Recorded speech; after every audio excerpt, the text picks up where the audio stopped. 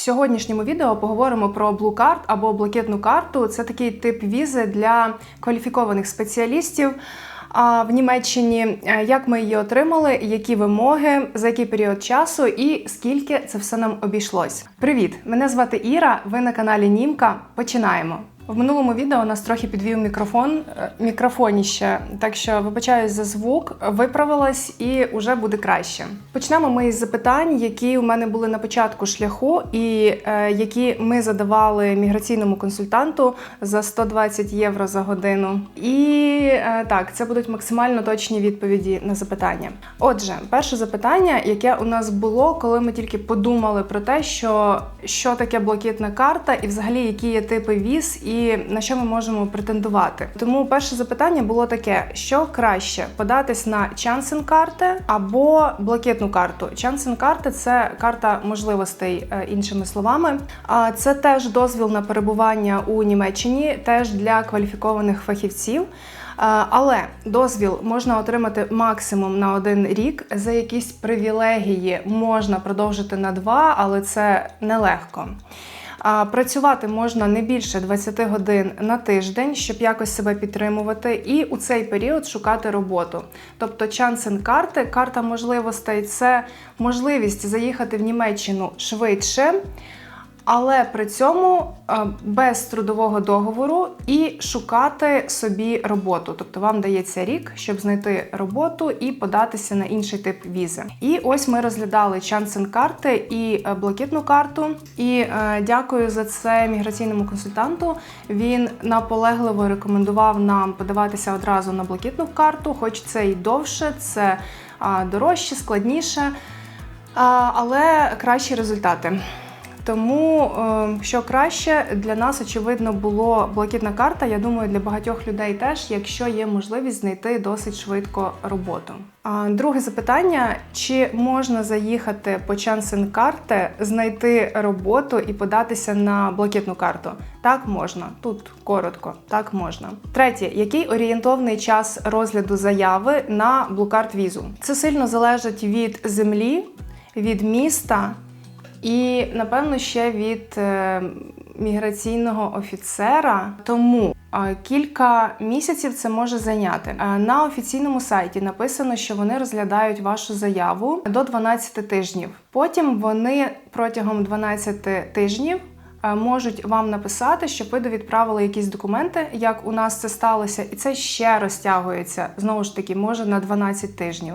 Тому тут, як пощастить і настільки повно ви зібрали цей пакет документів. На який період видається Residence Permit, тобто дозвіл на проживання? Він видається на 4 роки, якщо ваш робочий договір безстроковий. Якщо ж у ньому вказано, який період ви маєте працювати в компанії, навіть з можливістю продовження, то вам можуть дати цей дозвіл на проживання лише на цей період, який вказаний в робочому контракті. Чи достатньо PDF-роздруківки для посольства Німеччини або міграційної служби, якщо подаєтесь всередині країни, з Анабіну стосовно визнання диплому? Це складна тема, я розповім трошки нижче сьогодні про неї, але на конкретно ось це запитання так достатньо. Не потрібно там ніяких перекладів, тобто цього достатньо. Наступне запитання. Якщо диплом визнаний в Німеччині, то чи маємо ми здавати екзамен на визначення рівня німецької мови також для пакету документів? І не потрібно. Якщо диплом визнається Німеччиною, то тоді не потрібно здавати додатково ніяких екзаменів з мови. Насправді питань було десятки просто. Я виділила якісь основні, які мені здавалися б основні. І далі по ходу відео я буду відповідати на наступні запитання. Отже, почнемо з того, що таке блакитна карта. Блакитна карта – це спеціальна посвідка на проживання у Німеччині, а також в інших країнах Євросоюзу, але ми говоримо про Німеччину, для висококваліфікованих спеціалістів, які подаються за меж Європейського Союзу. Тобто, якщо ви громадянин Європейського Союзу, то ви не можете податися на цей тип візи. І, в принципі, немає змісту, бо ви можете просто заїхати і жити в Німеччині. Вона була створена для того, щоб залучати кваліфікованих працівників. Найпопулярніша сфера, ви не здивуєтесь, напевно, це IT-фахівці, також інженери, лікарі, науковці, і може підходити і для інших професій. Головне, щоб відповідати вимогам, про які ми поговоримо нижче. Для кого підходить блу-карта? Значить, перше, у вас має бути вища освіта, тобто диплом бакалавра або магістра, який визнаний у Німеччині, ну або з Німеччини. І ви маєте працювати за цією освітою, яка вказана у вас в дипломі. Якщо, припустимо, у вас диплом електрика, а ви хочете влаштуватися в Німеччині айтішником, то ви не зможете податися на цей тип візи. Далі, друге, ви змогли отримати робочий контракт у Німеччині, тоді ви зможете податись на блу-карту. Зарплата. Зарплата має перевищувати мінімальний поріг, який щороку оновлюється і ним рухають. Зазвичай його підвищують постійно, але так як в минулому році були зміни, такі трошки полегшили цей поріг входу для блу-картівців, то цю суму, здається, знизили. На 2025 рік оця мінімальна зарплата має становити 43 800 євро на рік. Або ж 3650 на місяць. І якщо вам здається, що це великі гроші, то це не так, тому що після всіх внесків, після всіх медичних страхувань, пенсійних відрахувань, на руки ви десь отримуєте з цієї зарплатні десь 2,5 в кращому випадку. А якщо ви живете в Мюнхені і тратите на житло 1,5-2 тисячі, то самі порахуйте. Добре, зараз не про це. 43 800 в рік – мінімальний поріг, який має бути вказаний у вас в контракті. Також важливо, що роботодавець повинен підписати з вами офіційний трудовий контракт або мати офіційну пропозицію роботи для того, щоб податися на цей тип візи. Які переваги блу-карт? Для чого взагалі цим паритись, якщо можна отримати щось, можливо, легше і швидше? Отже, найперше і найголовніше, я б сказала, це швидкий шлях до permanent residence, тобто до постійного місця проживання. Це те, чого хоче кожен, мені здається, іммігрант. Якщо ти блу-картівець в Німеччині, і ти вивчив мову на B1, то ти зможеш податися на Permanent Residence через 21 місяць з моменту, ось як ти заїхав і почав працювати. 21 місяць – це менше 2 років, і це дуже швидко. Ми аналізували багато європейських країн, і в Німеччині це топчик. 21 місяць, якщо ви вивчили мову на B1, і 27 місяців, якщо ви вивчили мову на A1. Це перша така величезна перевага тримачів блу-карти. Друга, що я вже сказала, що можна перевести членів сім'ї, і ця процедура називається воз'єднання родини. Це дуже класно. І також, що члени сім'ї зможуть працювати. Тобто, як тільки вони отримують теж цю посвідку на проживання, то у них одразу є можливість офіційно працевлаштовуватись в Німеччині. Також важливо сказати, що члени вашої родини, які приїжджають по схемі воз'єднання сім'ї, не можуть претендувати на соціальні виплати. І на будь-які там допомоги, там оплату курсів, щось таке. Стосовно цього все, тепер я хочу розказати, як у нас відбувався процес отримання цієї блакитної карти, з чого ми почали, скільки це зайняло по часу, скільки це коштувало, які були загвоздки, і все таке. Почнемо ми з 24-го року зі Словенії. Ми жили в Словенії і шукали способи отримати якісь стабільні документи, з якими ми могли б жити і планувати щось на майбутнє. Добре, опускаємо ці всі роздуми і так далі. Ми подавалися на візу блакитної карти зі Словенії у посольстві Німеччини. Тому перше, що ми зробили, це зібрали пакет документів і подали заяву у посольстві Німеччини в Словенії, українці, на блакитну карту. Заяву нашу розглянули дуже швидко, за 3 робочі дні. Це дуже швидко. І ми просто отримали після подачі пакету документів через 3 дні запрошення знову на термін, щоб нам вклеїли візи у паспорт. Через 3 дні ми отримали запрошення на термін, ми приїхали, нам вклеїли візи в паспорт, візи нам дали на 1 рік. Чому ми одразу не подавалися в міграційні служби Німеччини? Тому що була вже пропозиція роботи і треба було починати працювати уже, а дозволу на роботу не було. І якби ми пішли шляхом подаватися зсередини Німеччини, то цю заяву розглядали б до 12 тижнів, а зазвичай вони розглядають максимальним терміном, тобто не за 2 тижні, а максимум 12 тижнів. І навряд чи роботодавець захотів би чекати стільки. Тому, знову ж таки, міграційний консультант нам порадив подаватися з Словенії, і так буде швидше. І це дійсно так було. Що було далі? Далі ми зібрали всі наші речі і приїхали у Німеччину з цією візою вклеєною в паспорті на 1 рік. І тут почалось найцікавіше. Кожного дня і кожного тижня у нас з'являлися якісь нові виклики, нові речі, про які ми не чули, не знали, що це треба робити. І так як у нас у Німеччині не було знайомих, тому ми оці шишки набивали самостійно і робили це, я б сказала, менш ефективно і довше. Це зараз ми побудували вже класне ком'юніті навколо себе, яке теж проходило через ось це все, і ми ділились досвідом, і ділимось досі, і якось це допомагає більш ефективно справлятися з цими викликами і з цими задачами. Наступна задача для нас була отримати дозвіл на проживання. І ось цю пластикову картку ВНЖ у нас кажуть, хоча вид на проживання на українською теж можна так сказати. Конкретно у Мюнхені є можливість подати заяву, знову ж таки, онлайн. Не потрібно їхати в міграційний офіс, слава Богу. Мені здається, це було б довше. Можна подати все онлайн. Тому ми так і зробили. Ми взяли той пакет документів, які ми подавали в Словенії в посольстві Німеччини. Там практично все з того потрібно було для цієї нової заявки, плюс якісь додаткові документи. Зараз ми по них пройдемося.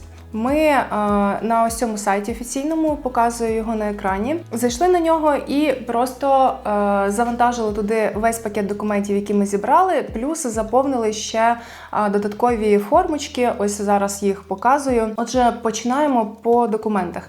Перше, що вам потрібно, щоб податися на дозвіл на проживання, це диплом про освіту.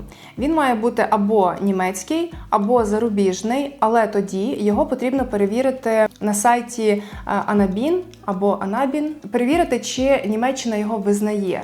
Так, як це зробити, я розповім у наступному відео, там, де буде детальніше про кожен документ, бо тут я розкажу просто за всі документи, які ми подавали, а детальніше, як ми це робили, де ми перекладали, я розповім в іншому відео. Я б хотіла в цьому, але тоді воно вийде на годину, а я не хочу так довго монтувати. Диплом про освіту або німецький, або зарубіжний, або 3 роки досвіду за останні 7 років і мати підтвердження, звичайно, тобто робочі контракти. Далі, дійсна віза для в'їзду в Німеччину, але так як у нас безвізовий режим, українцям це не обов'язково. Конкретно ми це зробили, тому що нам це треба було, щоб швидше почати роботу, але це не обов'язково. Ви можете в'їхати в Німеччину і подаватися тут. Також заповнена ось ця форма, показую її на екрані. Досить довга, але ми вже звикли, що швидко тут не буває. Звичайно ж, ваш закордонний паспорт, біометричне фото, робочий контракт, в якому вказані тривалість робочого контракту, сума зарплати – це прям обов'язково. Далі, заява від роботодавця в міграційний офіс, що він підтверджує, що бере вас на роботу. Тобто просто робочого контракту, де є підпис і печатка від роботодавця, недостатньо. Потрібно додатково ще заява від нього, що я такий-то, такий-то, беру такого-то, такого-то на роботу. Потім, декларація про працевлаштування. Цей документ також заповнює роботодавець. Це також про готовність взяти тебе на роботу і якісь там деталі де основний офіс роботодавця, деталі про роботодавця і деталі про спеціаліста. Також на сайті написано, що можуть запитувати додаткові документи, і вони у нас їх запитали, але пізніше. Ми зібрали ось цей список документів, заповнили всі заяви, подали цей пакет документів онлайн. Я ще раз кажу, що я рахую, що це швидше. Я рахую, що це надійніше, тому що ви подали онлайн, ви отримали підтвердження на пошту, що ви відправили цю заявку такого-то числа. Ось і все. І далі чекаєте, ви зробили все, що від вас треба було. Стосовно термінів, як я і сказала, 12 тижнів, так і сталося. У нас за 3 дні, просто за 3 дні до закінчення цього терміну 12 тижнів, нам прийшов лист від міграційної, що відправте нам ось такі от ще документи. І там такий блочарик документів. Ну що ж, ми почали збирати ці документи. Вони дали термін досить такий великий, 2 тижні для того, щоб зібрати ці документи. Там частина документів мала бути від роботодавця, частина від орендодавця. І все. Отже, що вони хотіли? Копія штампу про в'їзд в Німеччину. Очевидно, що у нас його немає, тому що ми коли їхали з Словенії, ми їхали через Австрію і потім Німеччину. Тут кордонів немає, штамп ніхто не ставить. Навіть якщо і будуть якісь такі ситуативні перевірки, то штамп ніхто не ставить. Відповідно, ми про це написали. Але якби ми там, не знаю, з Єгипту летіли чи з Індії, то був би штамп. Ну, у нас його не було. Заява, знову ж таки, від роботодавця, що він найняв саме вас на роботу, на яку роботу і так далі. Тобто ще одна довідочка, яка вже в 2 екземплярах перед цим була. Останні 3 платіжки, так як це вже пройшло 3 місяці, то у нас були ці платіжки. Поточна довідка про житло від орендодавця, тобто який у нас метраж квартири, скільки ми за неї платимо, що ми дійсно тут живемо, від якого числа і до якого ми тут будемо жити, наш контракт. Потім договір оренди додатково ще, де прописана ця вся сама інформація. І також декларація про партнерство, ну, що ми дійсно чоловік і дружина. Ми довідправили цей пакет документів, а потім боялися, що знову потрібно буде чекати до 12 тижнів. Надіялися, що це буде швидше, але в результаті, знову ж таки, цей пакет документів розглядали ще 10 тижнів. І потім через 10 тижнів, ура, нам написали, що нас очікують на термін у міграційний офіс. Призначили нам дату, час.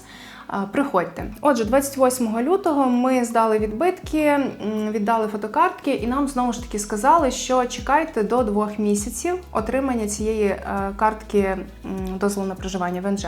Картку мали доставити Deutsche поштою, кур'єр під підпис.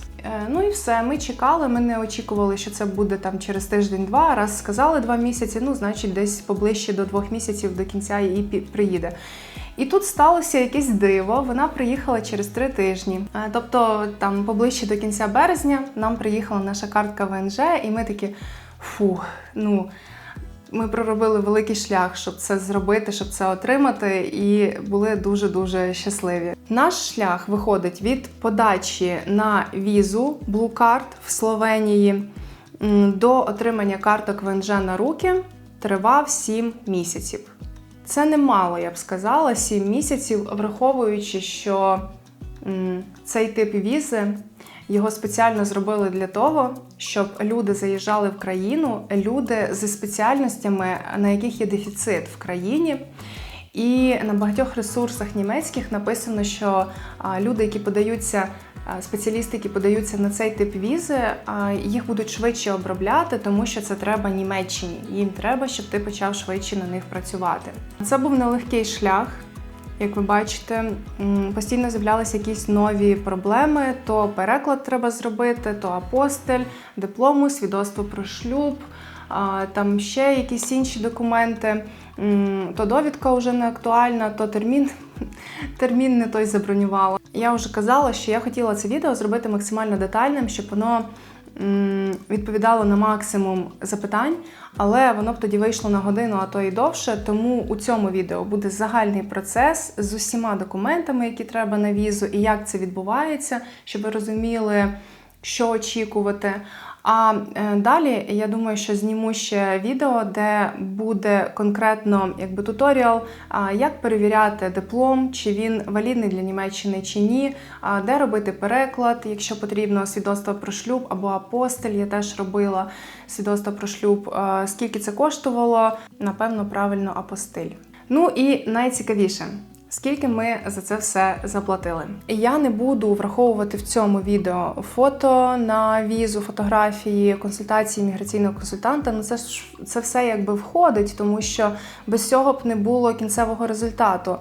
Також перекладів, апостилів, цей стікер, який ми на машину купляли, вінєтки. Ми ж каталися з Словенії в Німеччину ось так кілька разів. То ми документи від роботодавця забирали, щоб це був оригінал з печатками цими мокрими. І тут насправді невелика сума. Заявка на візу в посольстві Німеччини в Словенії. За людину ми заплатили 75 євро. Потім отримали цю візу в паспорт, приїхали сюди і тут подались на вид на проживання. Тобто заява на вид на проживання плюс пластик ми заплатили в Мюнхені 105 євро. Тобто все разом нам обійшлося 180 євро на людину. Те, що за ним стоїть, ось цей зібрати пакет документів, це витратно. Що ще хочу сказати? Якщо ви у процесі подачі на візу або зміни параграфу, або щось в такому роді, то обов'язково читайте інформацію лише на офіційних сайтах. Я думаю, що це і так зрозуміло всім, але все одно є багато статей, які допомагають, але там може бути неактуальна інформація. Тому обов'язково читати все на офіційних сайтах, щоб потім не потрапити в пастку, бо коли ви подасте пакет документів і щось буде не так, то вас потім довше розглядати будуть. Вони такі хоп-хоп-хоп, о, тут не так. І вони ж не одразу вам пишуть, що там довідправте щось і все. Вони такі в сторону справу і починають займатися тими, з якими все так, а потім вже повертаються до вашої. Так, це перше. Анонс. Скоро буде друга частина відео про права, бо в попередньому відео були певні неточності. І також я хочу розкрити детальніше тему, наприклад, в яких додатках вчити теорію, як на цьому зекономити, про законопроект, про спрощення обміну прав, а також про відповідності і невідповідності процесів в рамках навіть однієї землі. Ну, це цікаві такі моменти, тому буде ще більше актуальної інформації. Як то кажуть, just for your information. І на сьогодні це все. Побачимось!